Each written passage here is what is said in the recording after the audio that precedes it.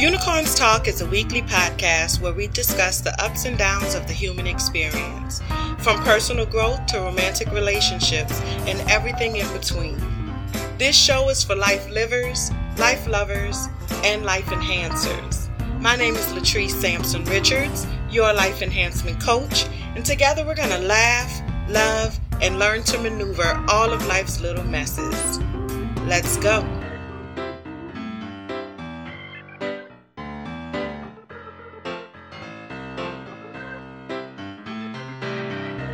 Hey everybody, it's Latrice Sampson Richards here. I am a licensed professional counselor and a certified life purpose and relationship coach for Black women who are ready to heal from their past so we can build a future that we deserve. And you are tuned in to episode 26 of Unicorns Talk podcast. So before we really get into it, let me just say this. No, you're not going crazy. Yes, last week was episode 28. And also, yes, this week is episode 26. So I never realized that I skipped episode number 26. And so I wanted to go back and record episode 26 because I had it planned out. I just remember I was having some issues with my laptop. And so I wasn't able to get it recorded. And so I just kind of moved on. And it was like mentally, I left that space for it. So I moved on to episode 27 and then 28. And when I was preparing for today's show, I was, thinking about what I wanted to do for today's show. And I was like, I never went back and did episode number 26. So I'm going back today and doing episode number 26. I apologize for it being out of order. But, it is what it is. I have some really great information for y'all today. Really looking forward to sharing this information with you all today. I mean, we're really closing out the Empower Your Vision Masterclass series, right? So that's what episode 26 was. It was kind of the exclamation point on the Empower Your Vision Masterclass series that we were doing here with the podcast to kind of give you some insight. Now, obviously, it's not as much information as you're going to get in the masterclass, which is actually, I'm going to give y'all some more information about that. That's going to be available really soon. But this piece of the puzzle is really about, overcoming blocks and obstacles. So the last module 5, was about or is about overcoming blocks and obstacles. So what I decided to do was to identify the number one obstacle that I get questions about from you all, from the people in my group, my villagers in Trust Village, and just really from, most people, clients, people who I work with, people that I meet in Walmart. It's really about how do I make changes, or like when what I want to do goes against what my family wants or what my friends want, or like it's basically pushing against the grain.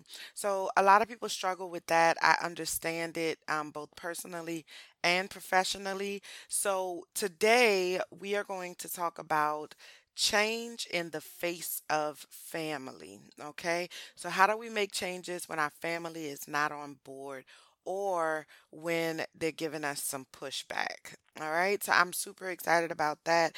I think this is going to be some really great information for you all. And then after that, we have our high five segment, which I have a lot of high fives today. I think I have like 3 high fives today, but they're all really, really good high fives. And so I love a high five, y'all. 2 things in this world that I love, love, love. Well, 3 things, but my husband is the first thing because he's so cute and handsome and it's my baby. But anyway, I also love hugs and high fives. So, anyway, so high fives. And then after that, I got a few shout outs that I want to give, and a few announcements. So, let's go ahead and get started. Okay, so change in the face of family. This is one of the biggest blocks, I think, or obstacles that people really ask me about when they stop me or, send me messages and things like that. And so I wanted to address this because I felt like it would give you the most information, like the biggest impact. Okay. So let's go ahead and start with really trying to help you understand the different types of family relationships.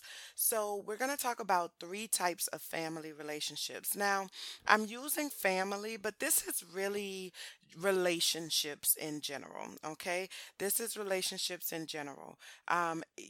Family doesn't always have to be blood related.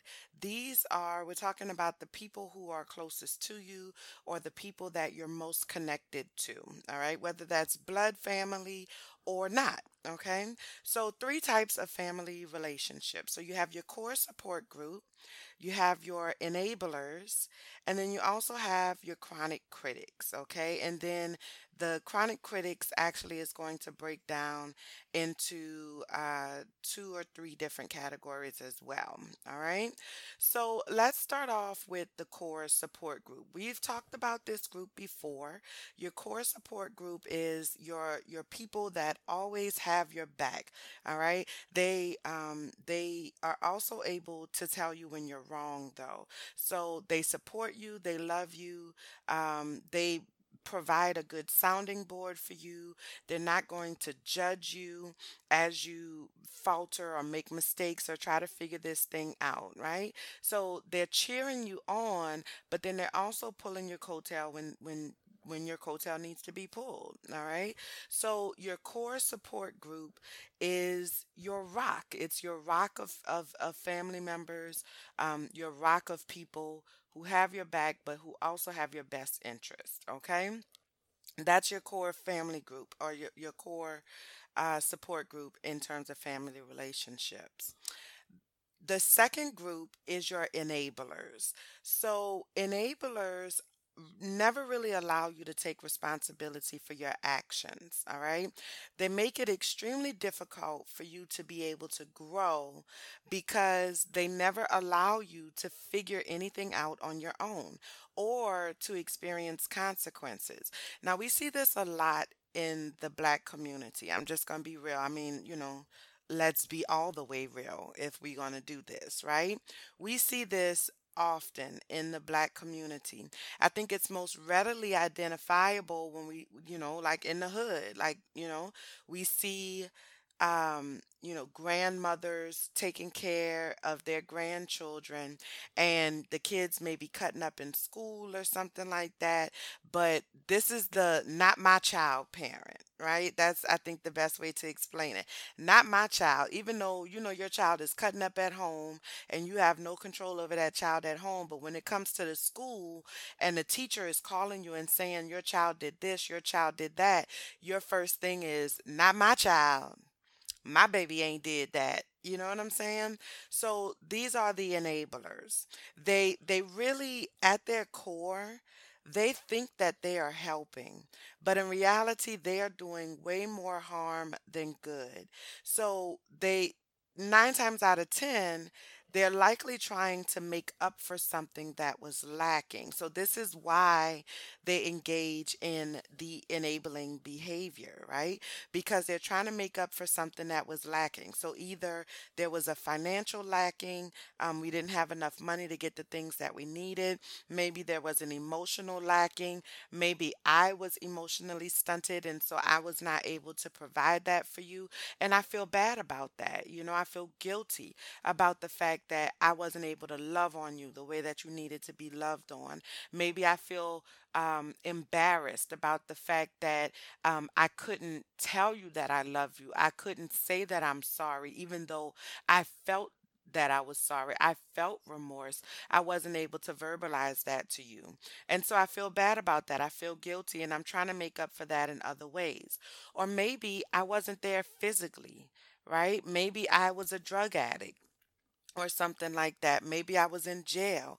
Maybe I'm trying to make up for our living situation or our circumstances or some type of traumatic experience that you had as a result of me not being there or as a result of me not paying attention or me not being able to protect you physically, right? So, 9 times out of 10, your enabler is somebody that is trying to make up for something that was lacking in your life, right? They feel some level of guilt and they're trying to make up for it in some way, shape, form, or fashion. Even if they were not the reason that this thing was lacking or that this experience happened in your life, they are trying to make up for it in some way. And so they overcompensate in other ways, okay? Your change when you are dealing with an enabler and you decide that, I need to make some changes in my life. I don't like where I am. I don't take responsibility for my actions. I've made horrible decisions in my life. Like, it's time for me to make a change. Your change can sometimes make them feel like you are rejecting them or that you are rejecting their love, okay? Because their way of showing you love, of giving you love, of taking care of you has been to enable you.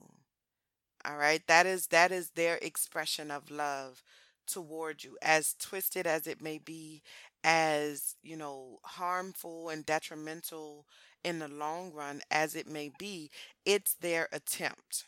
So when you say, this is not working for me, I need you to take a step back, or who I am, who you've raised me to be, who you have contributed to, in terms of my development, is not sufficient or it's not working, then it can make them feel rejected. It can make them feel like you're blaming them. It causes them to have to face their own thoughts or emotions about your experiences.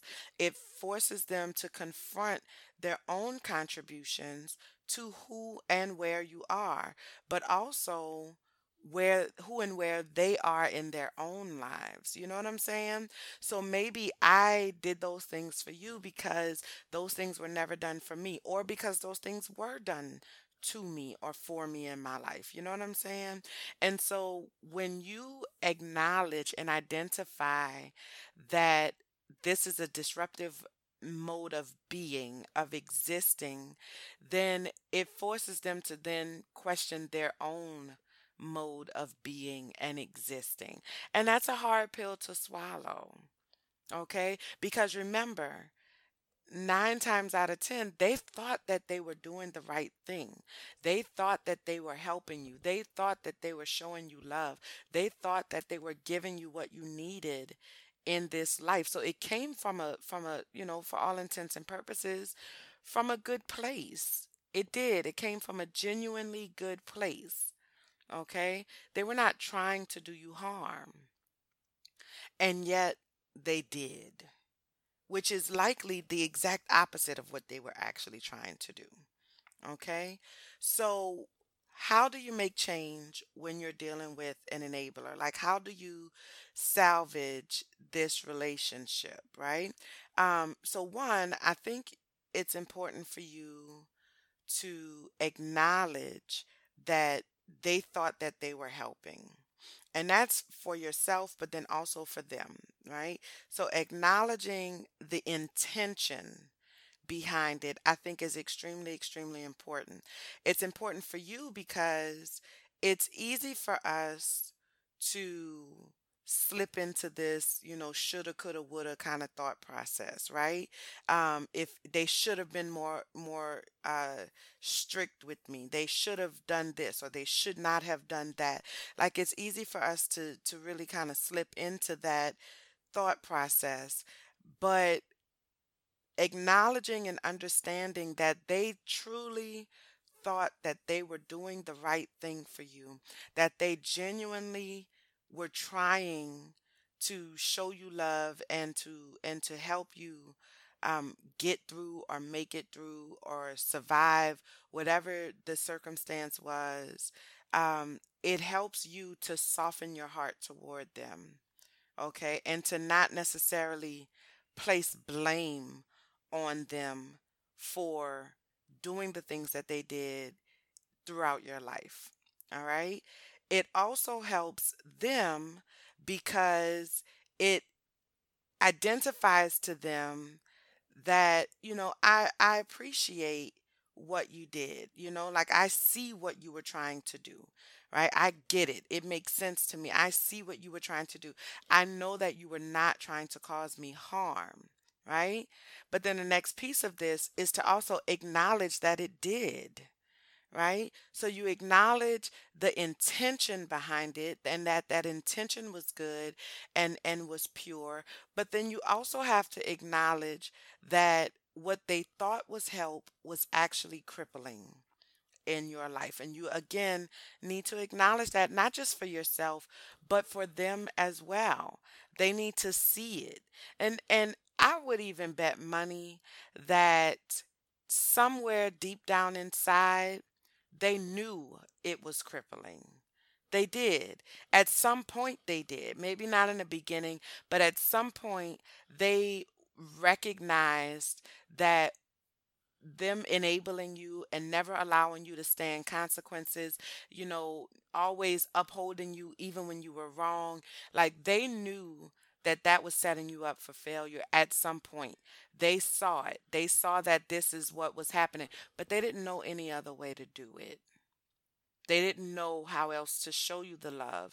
They didn't know how to make it right, how to make it okay for you. You know what I'm saying? Like life I'm talking about. Like how to make life okay for you. Okay? And so they did what they thought was the best thing to do and really all they knew how to do. So acknowledge the intention, but then also acknowledge the reality. Okay? Discuss the changes that you want and need to make.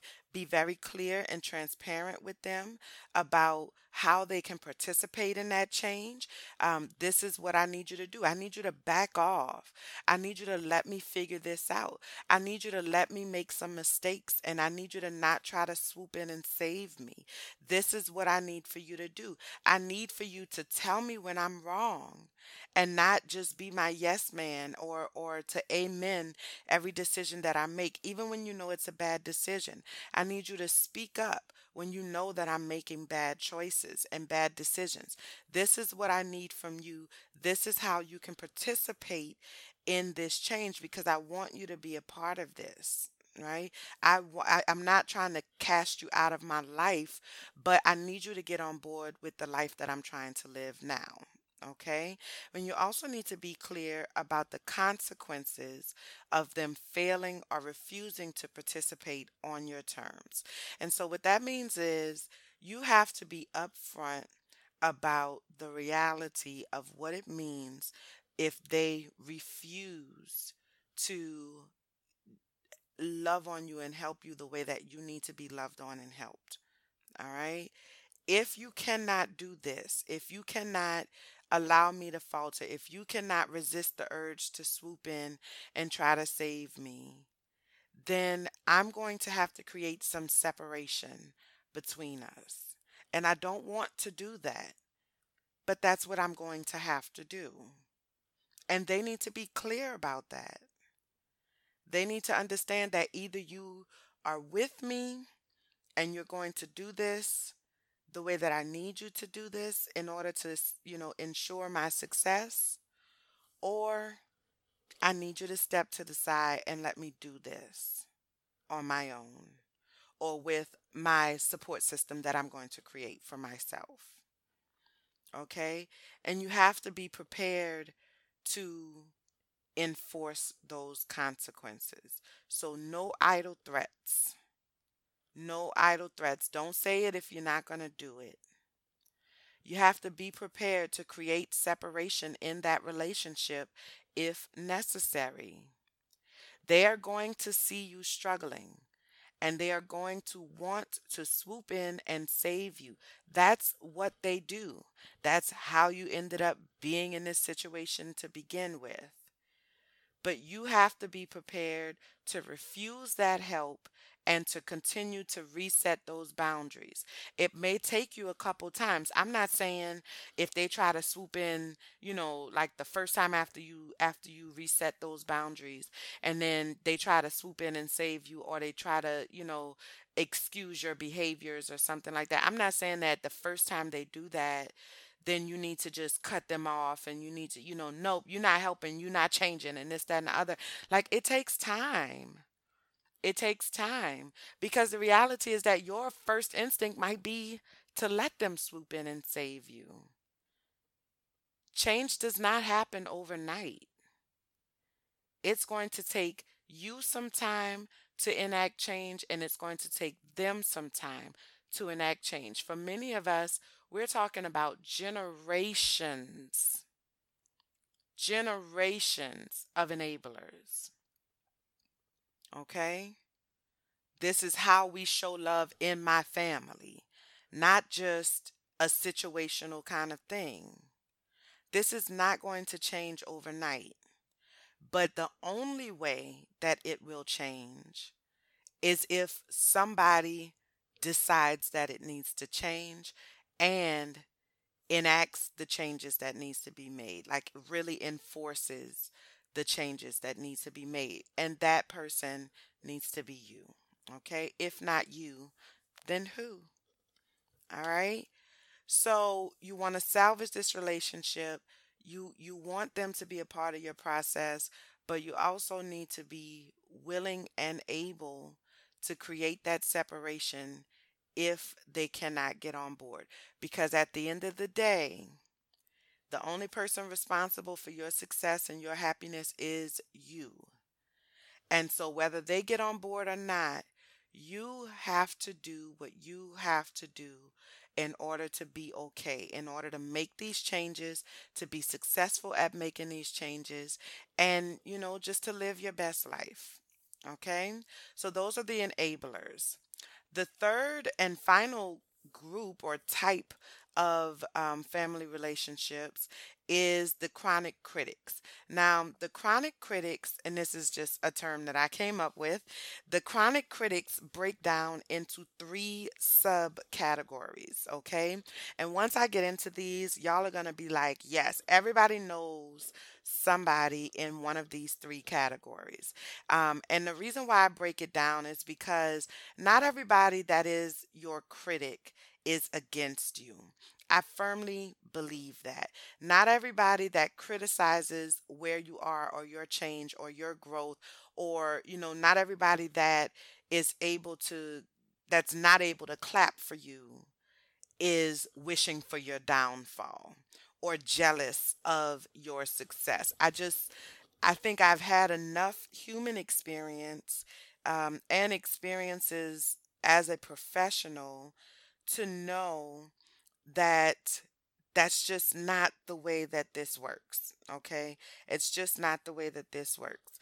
And so I wanted to really help us to understand the three different types of critics that exist in our lives. So let's get started. The first type is the naysayers. Now, these are everything that we think of when we think of a chronic critic, okay? Like, this is your instinctual, like, these are the haters.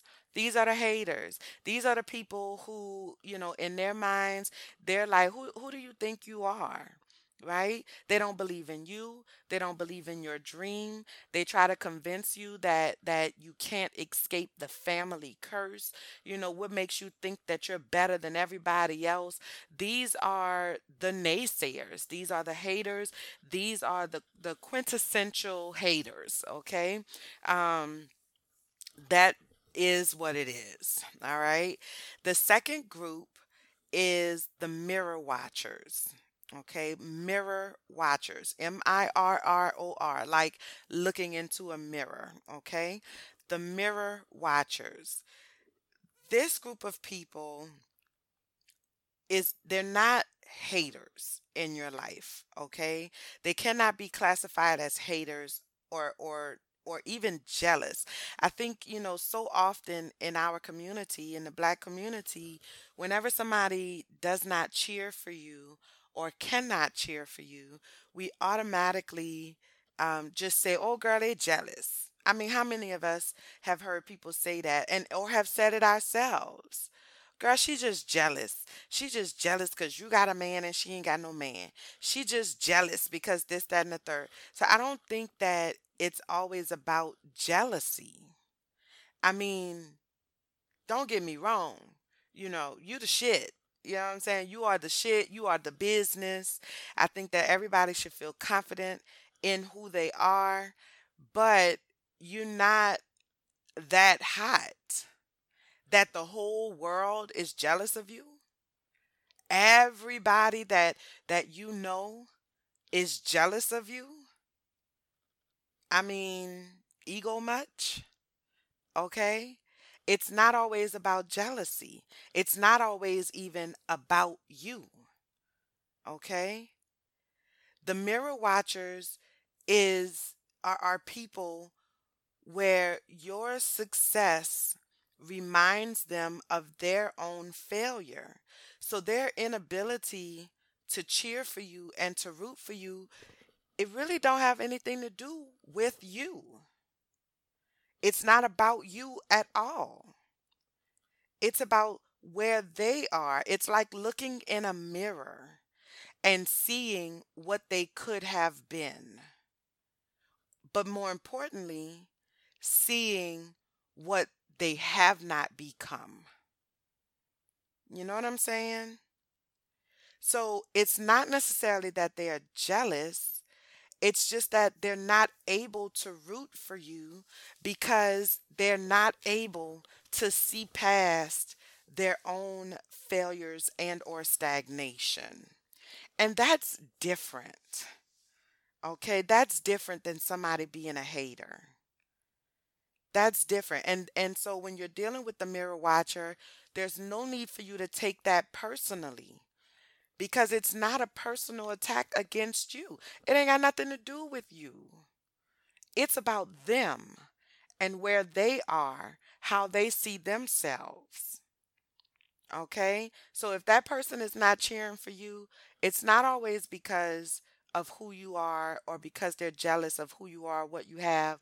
A lot of times it's about them being in their own heads and them really, getting down to the reality of their own stagnation in their lives. Okay?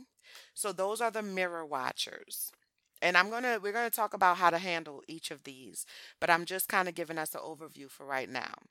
The third group or subgroup under the naysayers is or are the gatekeepers. Now, this is the subgroup that I think I get the most questions about. Okay. The gatekeepers. So the gatekeepers are kind of like the traditionalist of our families. They make you feel guilty for breaking away from family tradition. Okay.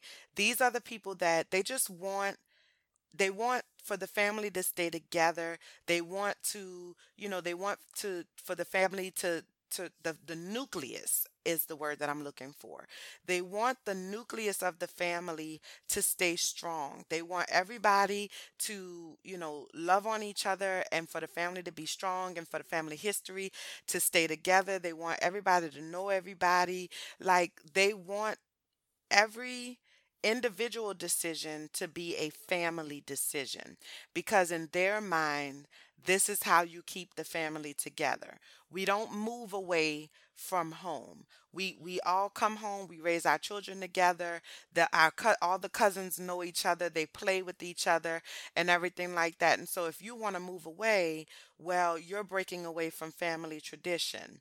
And how dare you try to do something that, well, I don't want to say how dare you, but why would you want to do something else? Why are you trying to break up the family? They want you to be happy, but they also want you to be close. And their top priority is keeping the family together, which is important. It is important to keep the family connected and to keep the family together. But that doesn't mean that you should have to sacrifice your own happiness in order to do that. Okay? They can be some of your biggest supporters, but you have to make the effort to ensure to them that you will continue to be a part of the family. All right? They want to root for you. They love you. You're a part of the family. They don't mean any harm to you. They just want to know that the family is going to stay together, that you're still going to be a part of their lives, or more importantly, that they're still going to be able to be a part of your life. Okay?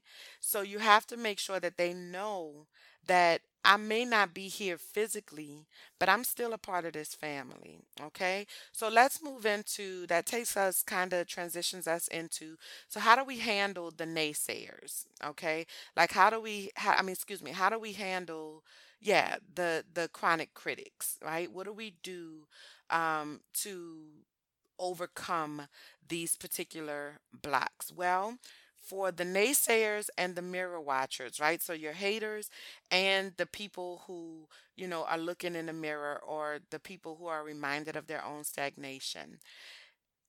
The reality is that you need to ignore them and keep on moving. Okay? You need to ignore them and keep on moving.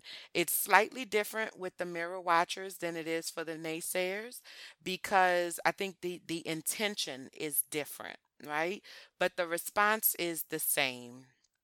Ignore them and keep on moving, because none of that is about you. None of that is about you. So you do not take it on. You have enough going on in terms of making your changes and ensuring that you can live a happy and successful life. You don't have room on your plate to take on their problems. Okay? You want to create a category for them. Remember, we talked about categories a couple weeks ago. Go back and listen to that. Okay? You create a category for them with appropriate expectations based on who they have shown themselves to be in your life. Okay? So your naysayers are going to go in a different category than your mirror watchers. All right? As you achieve your goals, they're either going to get on board or they're going to hate even more. And when they hate even more, they're gonna say it's your fault that they're hating.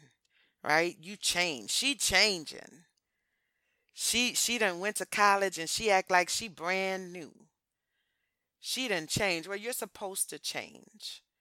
As you experience life, you are supposed to change. You should not be the same person this year that you were last year. All right? Either way, you press on and you continue to live the life that makes you happy. Okay? Live your best life. Now, for the gatekeepers, your approach needs to be very much different. Okay? It's going to require a firm but delicate touch. All right? You need to be assertive with gatekeepers. This is who I am. And this is what I am choosing to do with my life, right? I'm not asking for your permission. I'm really just letting you know. This is my attempt to continue to be a part of this family while also living the life that makes me happy, right? I want to share my life with you. Please, allow me to be able to do that. I'm willing to, maybe consider your input when requested, right? If I need your help, then I'll ask for your help, and I am willing to give that some real thought. But at the end of the day, the final decision is mine and mine alone. Okay? So it's really kind of straddling that line between being firm but also having empathy and understanding that they want to support you. They want you to be happy. They want you to be successful. Okay? But they also want to keep the family together. They also want you to be a part of the family, and they want to be a part of your life. So you have to be assertive, not aggressive, and for sure not passive. All right? Passivity means doing whatever the family wants you to do and just completely disregarding your own wants and wishes. Aggressive means my way or the damn highway. I don't give a shit what y'all want. It doesn't matter to me how you feel about it. This is what's happening. Okay? That's how you break bridges. That's how you cause turmoil within your family. All right? You want to be somewhere in the middle, assertive. I respect you, I love you, and I appreciate what you're trying to do. I get it, I understand it, but this is something that I need to do for me. And I want you and need you to support me in this. Okay? There's a difference. All right? I want and need you to be a part of my journey. You are my family. I need you to be there for me. But if you cannot respect my decisions and my journey, please step to the side. Okay? I'm not going to love you any less. The love does not go anywhere. But I need you to allow me to do this. All right? They may push back for a while because they are traditionalist, and change in their mind, change equals destruction. All right? So you may get some pushback from them, but give them some time. Give them a little bit of time to make this adjustment. All right? Don't take it personal, because just like the naysayers and the mirror watchers, it's not about you. It's not about you in particular. Okay? So don't take that personally. All right? And if they cannot find it within themselves to respect your decisions and to allow you to break from family tradition and to live your life and to support you as you do that, then again, you have to be prepared to do it anyway. Okay? And create a support network and a support system for yourself that can love you through that and allow you to do that. All right? So that's it. That is change in the face of family. All right. Let me know, talk back to me, y'all. Let me know your thoughts. I know we all have family members that fall in this category. What were your experiences? How did you handle these different types of family members? Or, what's your plan in terms of dealing with it moving forward? I'm going to be starting on Mondays. We're going to do Unicorns Talk Back on IG Live. I'm going to pop on IG Live every Monday at 7:30 Eastern Time, and we're going to talk about the previous episode, right? So we're going to talk about this, and this is your opportunity to have direct contact with me. Talk to me. Let me know your thoughts about the show, what your revelations were, and maybe if you have questions, if you need more information, if you're trying to implement and you're not sure how to implement, like you're coming up against something that you're struggling to really understand, let me know. Okay, let me know. Unicorns Talk Back every Monday, IG Live. So that means that you need to follow me on Instagram at Unicorns Talk Pod. And yeah, I'm excited about. I'm actually going to start this Monday coming. So we'll be talking about changing the face of family, and I would love to hear back from you. Okay. All right. Coming up next is High Five.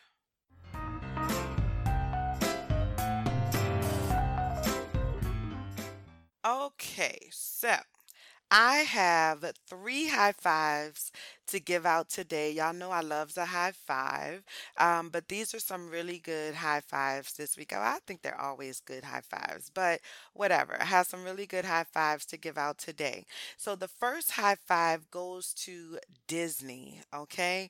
Disney has announced that they will be donating $1 million to STEM education in honor of the Black Panther movie. So this is amazing, okay? Well, I'm I'm giving this high five, but I do kind of want to see what they're really going to do with it. Because Princess Shuri, from the Black Panther movie, she's a 16-year-old STEM scholar. Okay, like she created all of the gadgets that the Black Panther uses and that the Dora Milaje use. Like she created all of this. She is a whiz kid.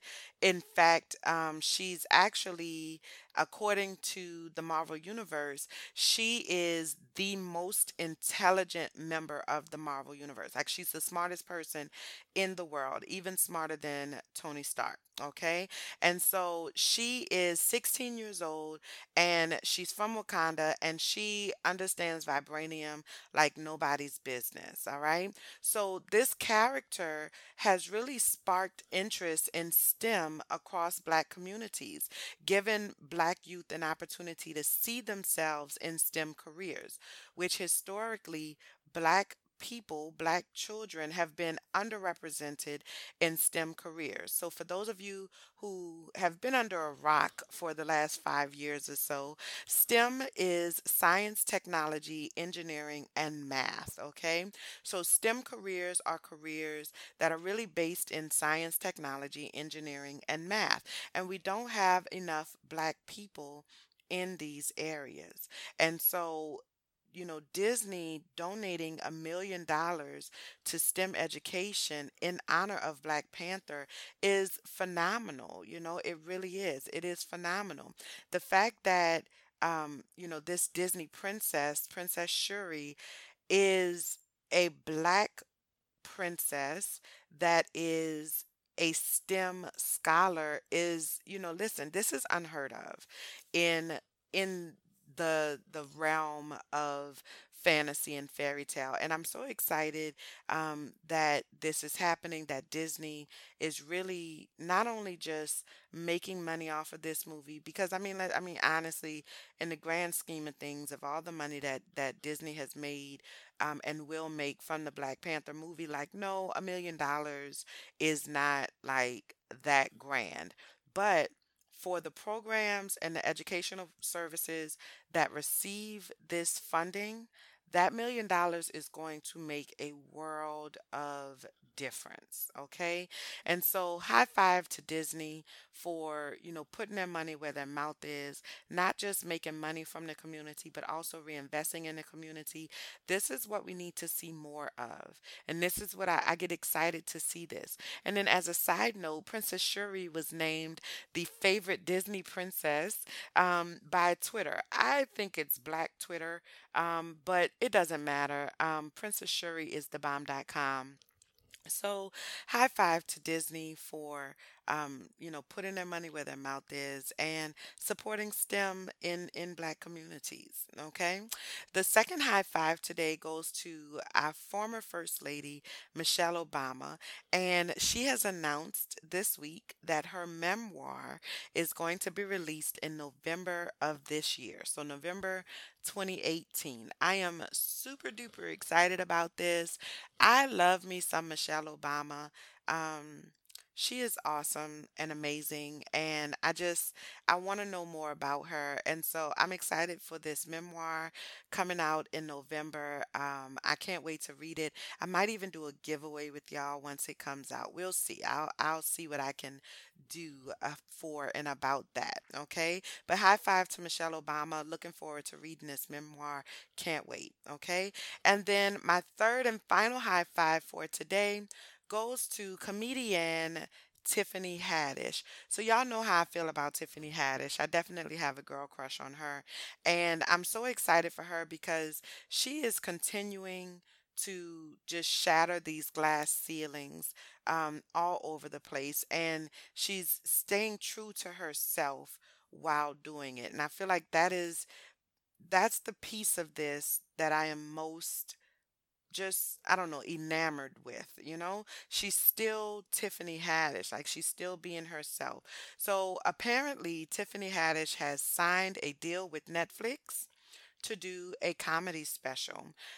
Reports say that this deal is worth $800,000. And I think Tiffany got on her Instagram or something and she basically clarified that she signed this deal prior to the whole Monique situation that's going on right now, or like that happened, that's being dragged out in the media. That, she was offered $800,000. Well, she didn't confirm exactly how much. She said that it's not, the best deal in the world, apparently, but it's enough to take care of herself and her family for a very long time. And so I love Tiffany Haddish. I'm so excited for her. She also is going to be the first black woman to host the MTV Movie Awards. And so it's crazy that in 2018, there's never been a black woman to host the MTV Movie Awards.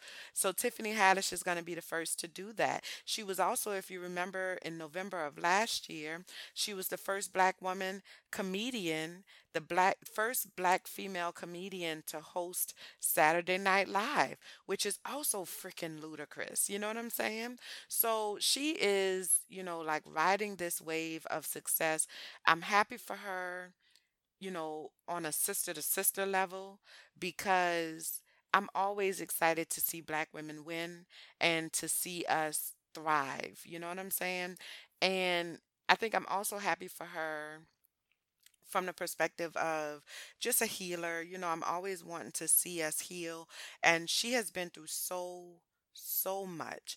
And she has come through all of it. And she's come through it just like just stronger than she was before. And so I'm loving like watching her climb to the top, because she has earned every single piece of it, and she's worked hard and she's loving it. She got to meet Oprah, like, and she cried like a old ugly cry. She sure did. When I was watching the video of it, I was like, you know what? I would have cried a ugly cry too, girl.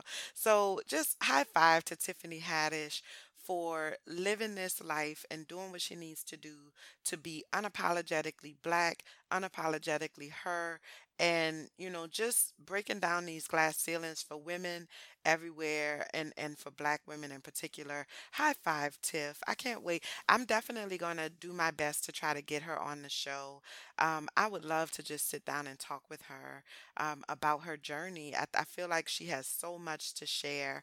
And so, if you know somebody, if somebody out there, if y'all listening and y'all got a contact for Tiffany Haddish, make that happen, okay? Because I would love to talk to her and see what wisdom she has to impart.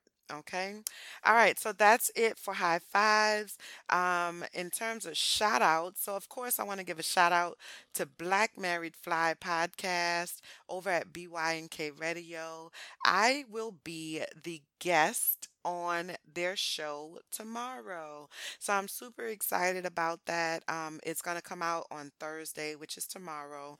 And it was a really good interview. I love talking with Trev and Candace. They are awesome and amazing. And definitely we've made a deeper connection outside of just like the business realm, but I'm looking forward to that as well. And so and like seeing where that business relationship is going to grow to. And so yeah, so y'all check out Black Married Fly this week. I am the guest on there, so give it a try. If you're not familiar with Black Married Fly, check them out. It's one of my favorite shows. I literally listen to them every week, which they always seem to be surprised by that. But I do. I like the show. I genuinely enjoy their show. So it's in my rotation. So also, shout out to Crystal Clear Podcast. I'm going to be trying to get with Crystal real soon to do some things. It's Whatever Podcast. They reached out to me on Instagram this week and let me know that they're now on Spotify. So congratulations to It's Whatever Podcast. Y'all check them out if you get a chance. And then finally, I want to give a shout out to my husband. I already gave a little bit of a shout out earlier, but I want to give a big shout out. Today is my husband's birthday. And so I want to give a shout out to my husband. I love you, baby. And happy birthday. And I can't wait to celebrate with you. I gave him a really good gift this year, y'all. Y'all should have seen his face. He was so excited. So shout out to my hubby. Happy birthday, baby. I love you. And that's it for shout outs. What else do I have here? So, announcements. The Empower Your Vision Masterclass is going to be available for purchase next week. So, y'all have heard me talk about the Empower Your Vision Masterclass over and over, and so many of you have expressed interest in the masterclass. And so, finally, it's going to be available for you all next week. I have worked very, very hard on putting this together. Actually, it's taken a little bit longer than I thought because, like, doing the editing of the videos and stuff like that was a little more work intensive than I had anticipated. But it's coming along. I'm almost done. I'm putting like literally the finishing touches on everything, and so everything that we've talked about over the last month and a half to 2 months. All of that is in the masterclass, but it is so much deeper than that. You know what I'm saying? Like, it is the nuts and bolts. I am so proud of this masterclass. And so I feel like I've priced it really well so that it's accessible to virtually anyone. So I'm excited about that. So look out for that. I'll give y'all more information once it actually goes live. Trust Village, which is my closed Facebook group, is approaching 400 members. I'm super excited about this. We're about less than 20 away. I think we need like 12 more people to be at 400 members. So once we get to 400 members, I'm going to announce a new giveaway, and it's a biggie. So I'm excited about that. So if you're not yet a member of Trust Village, please join Trust Village. It is a safe space for healing and manifestation for Black women, for us to be able to love on each other and to support each other and to heal some things so that we can manifest some things, okay? So Trust Village is, there for you. Please consider joining if you have not already. We have lots of things going over there. Every Tuesday, I do a live stream, a free live stream. Last night, we did the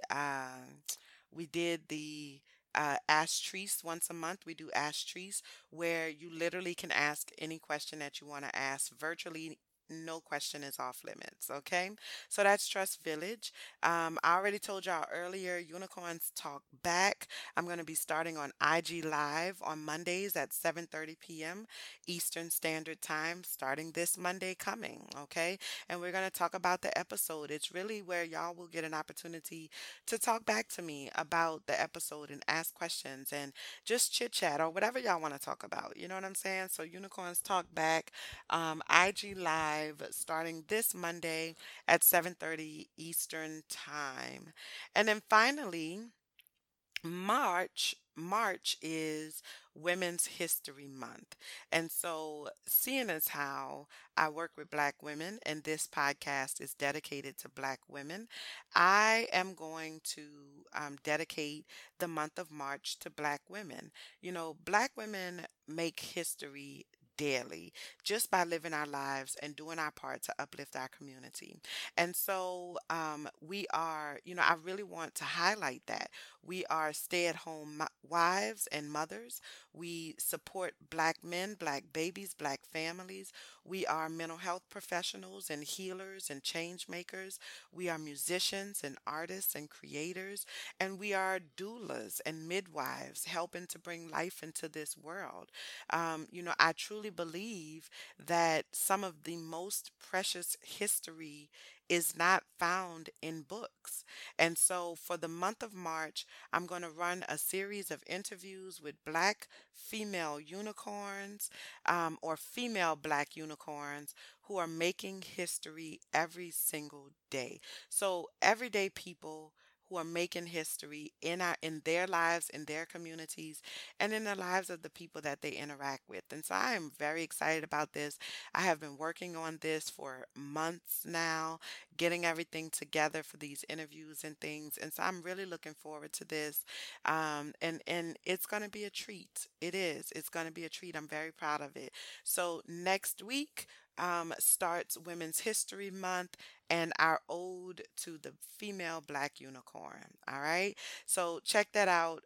Make sure y'all follow on Instagram, Facebook, and Twitter at Unicorns Talk Pad. You can also follow me directly at Latrice Sampson Richards on Instagram and Facebook, and then also on Twitter at L Sam Richards. Make sure you rate, subscribe, leave a comment, like all that good stuff, specifically on Apple Podcasts. It's really good it helps me to get those ratings up. But don't give me no pity ratings. If you like it, let the people know that you like it. If you learn from it, let the people know that you learn from it. You know what I'm saying? And just, thank y'all so much. I love y'all and I appreciate y'all. Okay? So that's all I got for y'all. Until next time, be well. Bye, y'all.